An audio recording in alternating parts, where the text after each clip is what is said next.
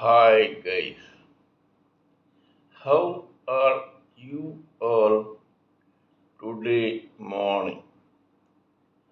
Good morning. Today is 24th June 2023. My name is TSV Raghavan and I live in Chennai, Tamil Nadu, India. This is my spiritual vlog on YouTube. Haribol TRSV nectar NECTAR nectar. In this particular vlog, in all my previous videos, we have been discussing about the knowledge and information that we have gleaned through the study of spiritual books, scriptures, contemplation on the material universe, and meditation on the spiritual universe. This particular video in this vlog is no exception to that rule. In fact, it is a mere continuation of what we have been doing in my previous videos. Kindly subscribe to my vlog and press the bell icon so that I may keep reminding you of all my previous videos. So let us talk about the topic of today for today's video. In my past few videos, we have been able to understand the theory of karma in detail. Karma, as we know, is of four parts. First is Sanchit karma, that is the storage of all our karmas of all our births, including the present one.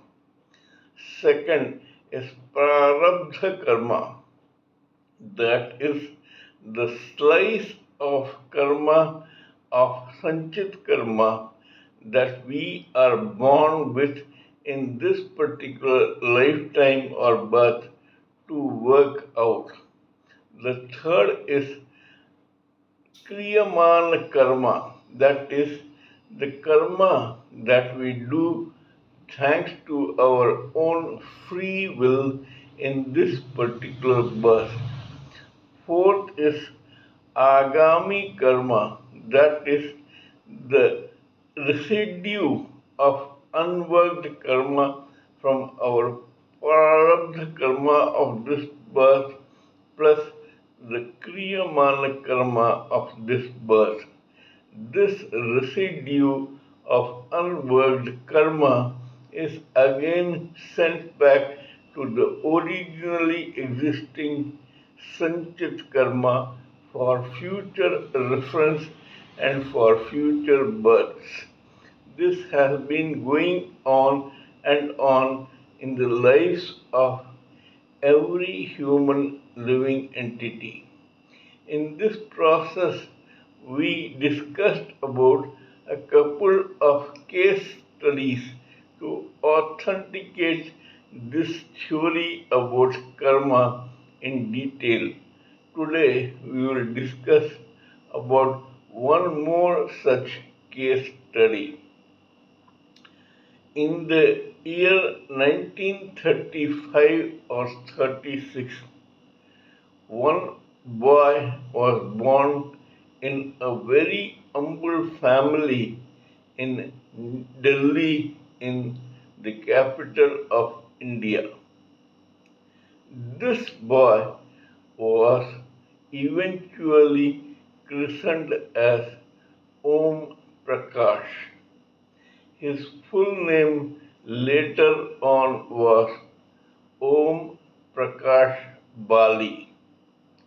Though this boy was born in a very humble family. He probably had a very different, interesting, and lucky prarabdha karma, in the sense that when he was a toddler, he was adopted by his own aunt, who was the elder sister of his own father. This aunt was married to a very affluent and wealthy person, as a result of which, when that unfortunate man expired, she came into a lot of wealth. This Om Prakash Bali became the only child and son of this rich old lady. This catapulted this boy from a very humble beginning to a very wealthy existence. This shows prarabdha karma. The living entity which was born as Om Prakash Bali had a prarabdha karma, that is, a slice of karma from his own sanchit karma, that made him be born into an humble family, but to be brought up in a very affluent and wealthy atmosphere. Now, Om Prakash Bali had a very lucky, affluent, but star-crossed destiny ahead of him. Anyway, this guy got educated in the best public schools in Delhi thanks to his own aunt's wealth.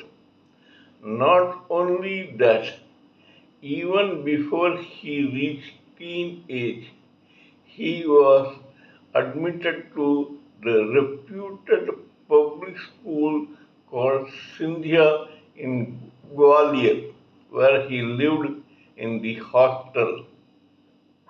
Life was hunky dory for Mr. Om Prakash Bali. He did his graduation in that particular public school and in one of the most reputed colleges in Delhi. He did his BA and he joined a particular car showroom as a salesperson. Mr. Om Prakash was quite intelligent and resourceful. He climbed up the rungs of success in that particular profession very, very fast, to the extent that by the time he reached his early 30s, he had become a spare parts manager in the same showroom.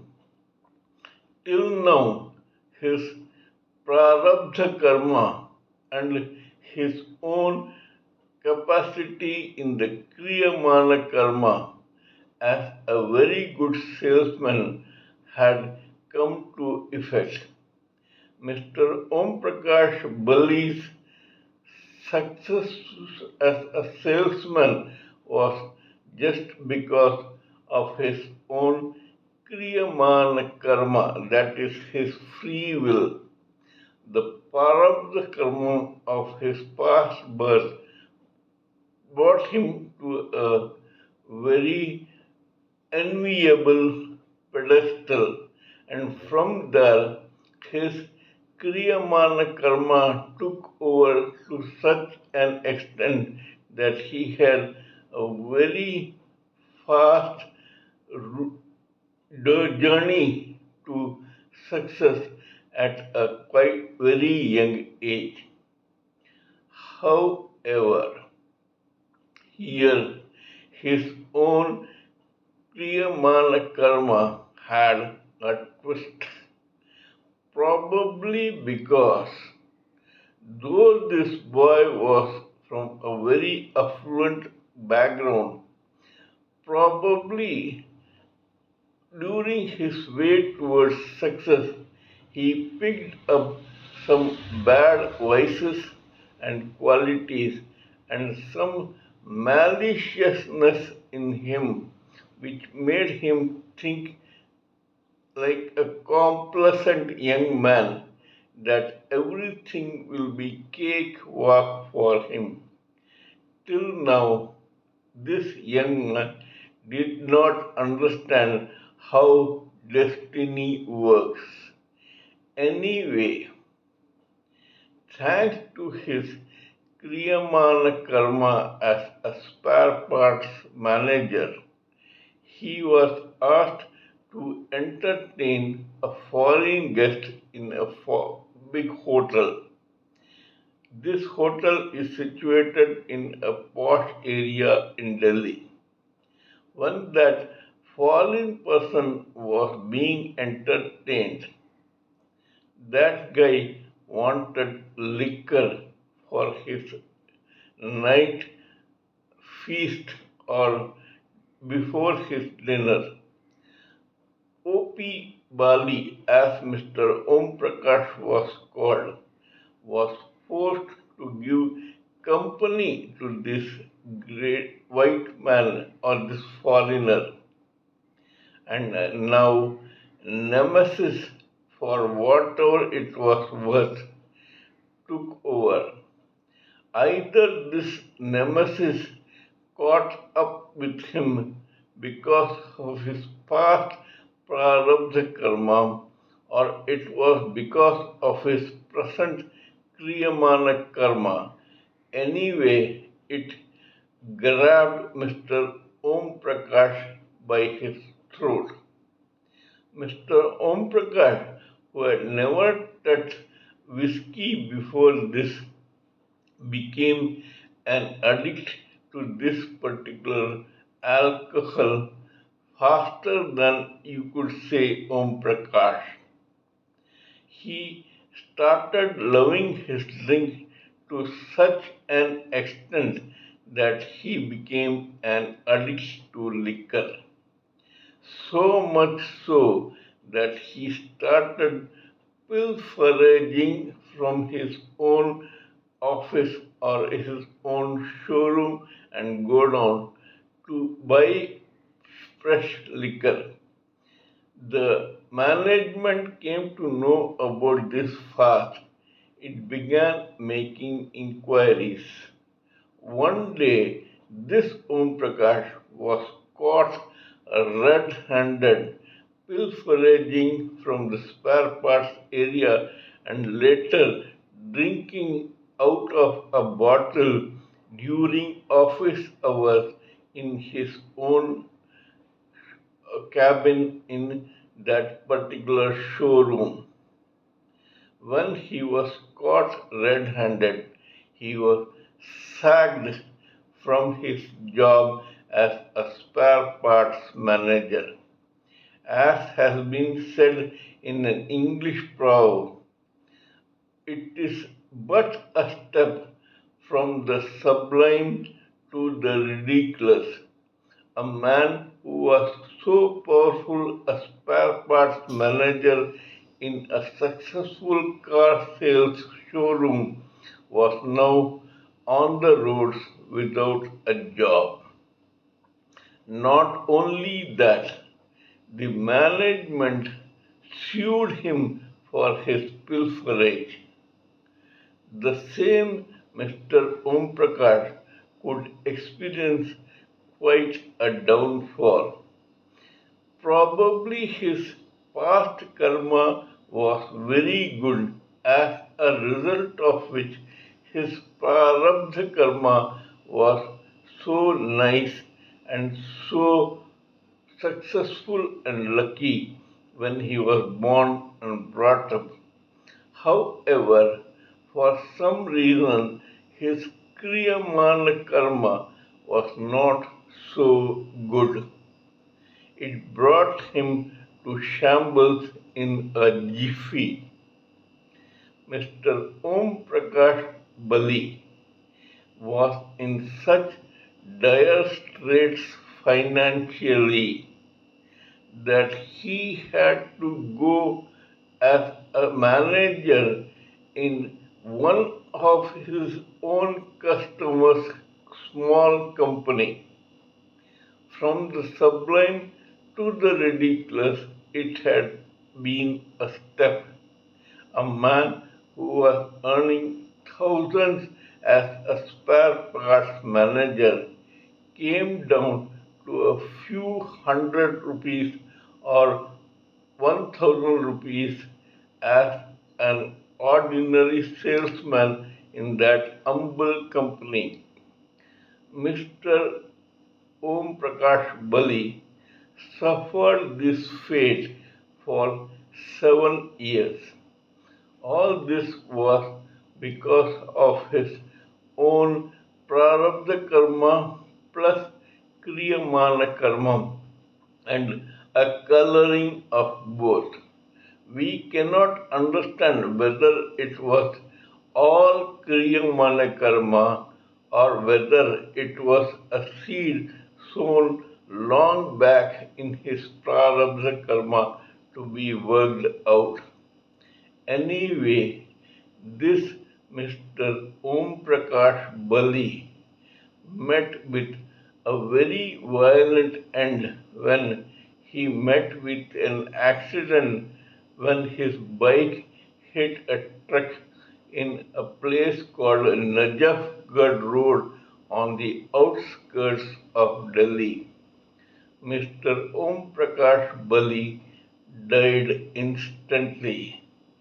A person who had an excellent but intriguing and star-crossed karma as his prarabdha karma, went on to achieve dizzying success thanks to his own kriyamana karma, came down to dire straits because of a combination of both his prarabdha karma and his kriyamana karma. How much of his prarabdha and kriyamana karma have already been worked out, nobody knows. But the fact remains that if a majority of his kriyamana karma still remains unworked, it is going to be a part of his agami karma, and so it will become a part of his toll of sanchit karma in his next birth as a man or a woman. This guy will have to work out his kriyamana karma, which will now be a part of his future prarabdha karma. This is one case history which tells us how important it is to be good when we are doing our kriyamana karma in a particular birth. If we do good or we don't do something bad, our karma is directly or indirectly influenced by this. Either our sanchit karma will have very nice karma in it, or at least it will not have some residue of bad karma in it, as a result of which our future births will be at best sedentary, which can be used to make us more and more spiritual. We can thus seek self realization, liberation, and ultimate deliverance to Godhead. We should all remember that it is extremely important for us to be very good or at least good in our lifetime. This way, we can work out our prarabdha karma, do some very good kriyamana karma, and thus have a storage of holy karma in our own sight to an extent that we don't go through hard things or hard experience in our future births. This is very important because only then we will be able to fall in love with ourselves. We will start loving our own company, and this will help us contemplate the material universe and meditate on the spiritual universe. This will also help us seek self realization. It will help us understand ourselves better because, as a person who is having a sedentary or comfortable life, we at least can divert our own intelligence and our own intellectual faculties toward such noble pursuits as self realization, liberation, and deliverance. Yes, it is indeed very important that we do not have any future birth in our own lifetime. Our soul should, as fast as possible, come out of this material world and seek salvation permanently. When we are liberated, we can be delivered to Godhead so that either we remain with God continuously or else carry out some assignment for God for the sake of the humanity in the material world. In such a case, we will stop living for ourselves. We will get an assignment to do good to this society and to emancipate this society.